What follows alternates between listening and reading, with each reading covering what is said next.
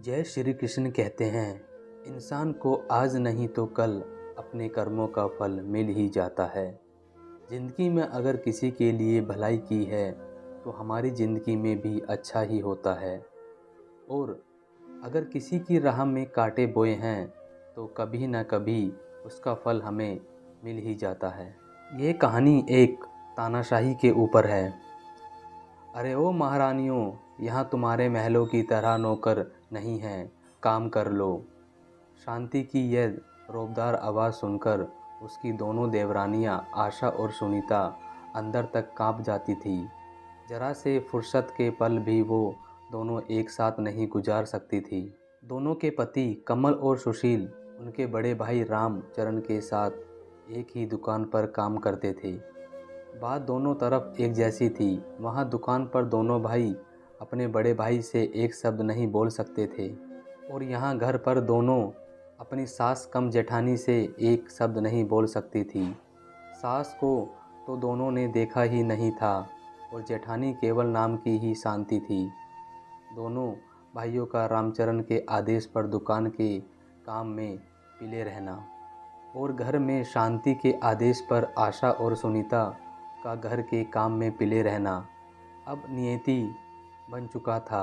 हालांकि कमल और आशा की शादी को अभी 1 साल और सुशील और सुनीता की शादी को सिर्फ 8 महीने ही हुए थे। दोनों देवरानियां देर रात को जब घर के काम से निमटती तो अपने हारे थके पतियों को शिकायत नहीं कर पाती थी, लेकिन पतियों को सब पता था, पर वो व्यवस्था से कुछ ना कह पाते। दोनों भाई सब कुछ जानते और समझते थे, पर कुछ कह नहीं पाते थे। माँ बाप के मरने के बाद भाभी ने बड़े भाई को ऐसा काबू में किया कि वो तो ना कुछ देखते और ना ही कुछ बोलते थे। घर में सिर्फ शांति भाभी का ही राज था। बड़े भाई के 2 बच्चे थे, एक लड़का और एक लड़की। दोनों भाई अपने उन भतीजे और भतीजी पर जान छिड़कते थे, पर भाभी ने कभी अपने देवरों को नौकर से ज़्यादा कुछ नहीं समझा। हर बात में दुबात करना भाभी की अब आदत सी बन गई थी। दोनों के दिल में भाभी की वैसे तो हर बात चुभती थी, पर एक बात आज भी उनके दिल में नस्तर की तरह चुभी हुई थी, जो कमल और सुशील की शादी से पहले हुई थी। हुआ यूं कि एक दिन तीनों भाई एक साथ खाना खाने बैठे।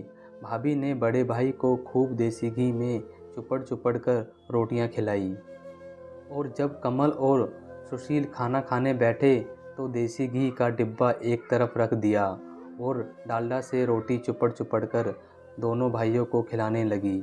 यह देखकर कमल ने हिम्मत करके भाभी से कहा, भाभी हमको भी देसी घी से चुपड़ कर रोटी दो ना, बड़े भाई को भी तो आप देसी घी की रोटियां देती हो। इतना सुनते ही शांति भड़क गई और बेलन नचा नचा कर बोली, हाँ तुम्हारा बाप बहुत जायदाद छोड़कर गया है और तुमने बड़े महल खड़े कर दिए हैं, जो तुमको भी देसी घी की चुपड़ी हुई रोटियां चाहिए। पर भाभी, बाप तो हम सभी भाइयों का एक ही था और अब बड़े भाई ही हमारे पिता हैं, तो आप ये दुहात क्यों करती हैं? कमल ने भर्राए हुए गले से कहा। इतना सुनते ही शांति का पारा आसमान पर पहुंच गया और उसने बेलन दूर फेंक कर मारा और रामचरण से चिल्लाती हुई बोली, मेरे बस का नहीं है कि सबका काम भी करूं और ताने भी सुनूं। पत्नी का क्रोध देखकर रामचरण की तो जैसे जान ही निकल गई। अपने ही दोनों भाई को बुरा भला कहकर अपनी पत्नी को मनाया। इस सब के बीच अपने भाइयों को यह देखने का भी ख्याल रामचरण के मन में नहीं आया। उस दिन दोनों भाई भूखे ही सो गए। समय बीता और कमल सुशील दोनों की शादी हो गई, लेकिन हालात जस के तस थे। भाई अपने दोनों भाइयों को इसलिए घर से नहीं निकालता था कि इनसे अच्छे नौकर उसको कहाँ मिलेंगे, और भाभी को अब 2 अच्छी नौकरानियाँ भी मिल गई थी। पर कहते हैं ना कि समय एक सा कभी नहीं रहता। समय बीतता गया और कमल और सुशील के भी बच्चे हुए। घर छोटा पड़ने का बहाना बनाकर शांति और रामचरण ने दोनों भाइयों को अलग कर दिया। दोनों भाइयों को खाली हाथ घर से निकाल दिया, पर दोनों भाइयों ने अपनी एकता को अटूट रखा और एक ऐसा घर लिया जहां वह दोनों अपने परिवार सहित रहने लगे। भाई के व्यवहार से भी दोनों का मन खट्टा हो गया और दोनों भाइयों ने अलग अलग नौकरी कर ली और सुखपूर्वक अपने परिवार में मगन रहने लगे। शांति खुश थी कि दोनों भाइयों को बिना कुछ दिए सब कुछ उसका हो गया। समय अपनी गति से चल रहा था। एक दिन रामचरण और शांति के बेटे का भी विवाह हो गया। शांति बड़े अरमानों से अपने बेटे के लिए बहू लेकर आई थी। शादी में बड़े भाई ने अपनी पत्नी प्रेम के चलते अपने दोनों भाइयों को न्योता नहीं दिया था।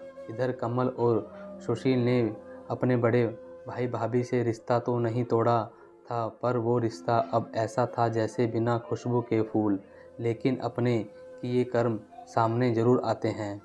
और ये शांति को जल्द ही पता लगने वाला था।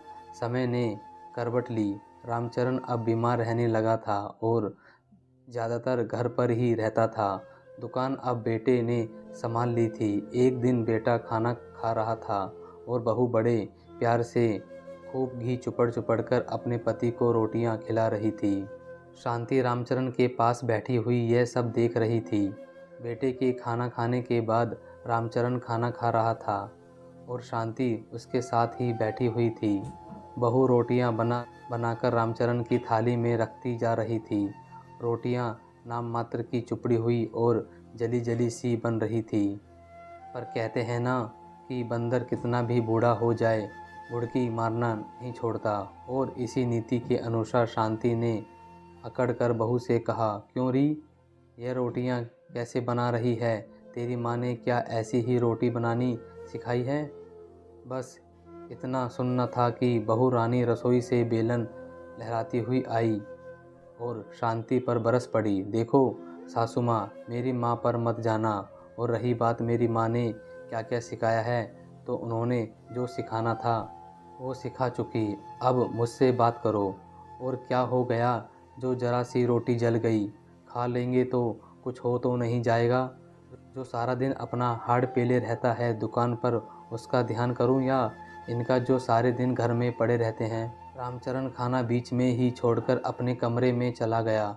दूसरे कमरे में यह सब सुन रहे बेटे को चुप देखकर शांति बस भगवान से यह प्रार्थना कर रही थी कि यह दिन देखने से पहले मैं मर क्यों नहीं गई। एक मेरे देवर और देवरानियाँ थी जिन्होंने आंख उठाकर भी हम भैया भाभी को कभी नहीं देखा। आवाज़ देने की तो दूर की बात है। और आज मेरी बहू ही उस दिन के बाद शांति की आवाज़ तो जैसे चली ही गई। जैसा बहू और बेटा चला रहे थे उसी तरह ही जिंदगी को चलाने का ही शांति और रामचरण ने समझौता कर लिया। शांति की तानाशाही को अब विराम लग चुका था। शांति अब अपनी देवरानियों के बीच उपहास और दया का पात्र बन गई थी। घड़ी घड़ी पुरानी बातों में खो जाना अब उसकी आदत बन चुकी थी। इस कहानी से हमें यह शिक्षा मिलती है कि जैसा हम जिसके साथ करते हैं उसका फल हमें मिल ही जाता है।